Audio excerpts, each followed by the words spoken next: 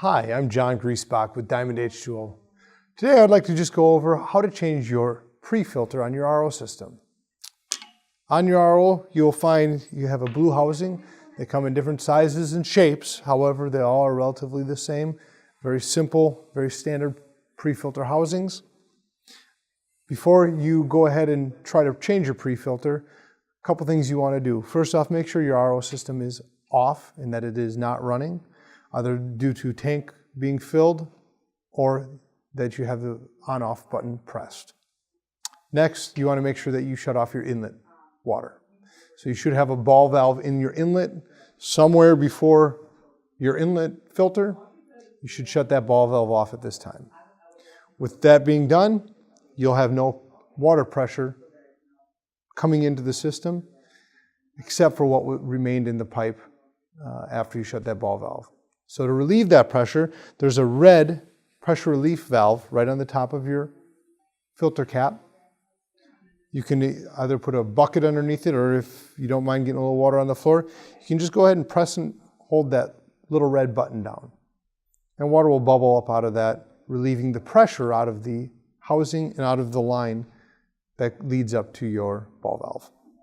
Once that water pressure has been relieved, you can go ahead and take your filter wrench, which comes with all units. It's probably located somewhere near your manual. Hopefully you still have that.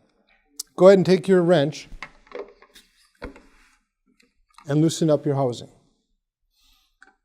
If your housing does not want to loosen up with your wrench, make sure that your pressure is completely off. A lot of people will find that the wrench isn't big enough or strong enough to get their housing off, and the real problem isn't the wrench or the size of the wrench, it's the fact that their water pressure is still on. Okay, so it's a good thing that the wrench doesn't allow you to take it off at that point. So make sure your pressure's off. Once you loosen up the housing, once you loosen up the housing, you can go ahead and take your housing off. Inside your housing, you'll find a couple things. Number one, you'll find the filter. You can, at that point, check to make sure your filter is clean. If it's dirty, go ahead and replace it. Usually, we are recommending once a month to change the filters. The other thing that you'll find inside this housing is your O-ring. Many times people will take their filter housing and their filter. They know it's dirty, they change it every month, and they'll take it, and because it's full of water at this point, they'll take it and they'll just dump it right into their garbage or into their dumpster or into their floor drain. What they'll do is they'll pick up their filter off the floor drain, they'll throw it in the garbage. A lot of times what also happens is that O-ring comes flopping out with it. Make sure that that O-ring stays in place, and if it does come out, no worries. Just make sure that you retrieve it off the floor or out of the sink or out of the dumpster. We just want to make sure we don't lose this O-ring. If it does come out, just make sure you clean it. The other thing you want to make sure you do is with a silicone lubricant or something mild like that silicone, we want a lubricant. We don't want Vaseline, but we want something very mild. You can even use like Dawn dish soap, just a very small amount.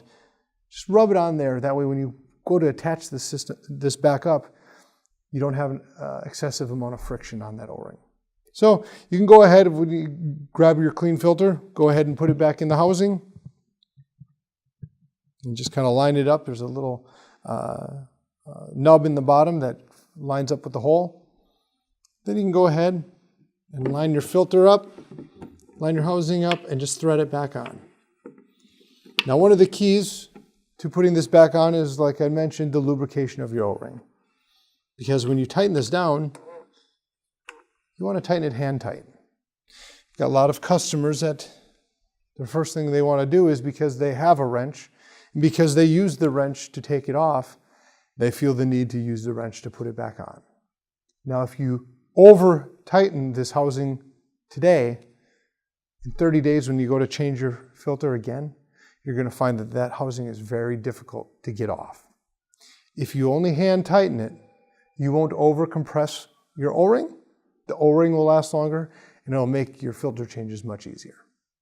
If you have any questions or if you need filters, please contact us at diamondh2o.com. Thank you.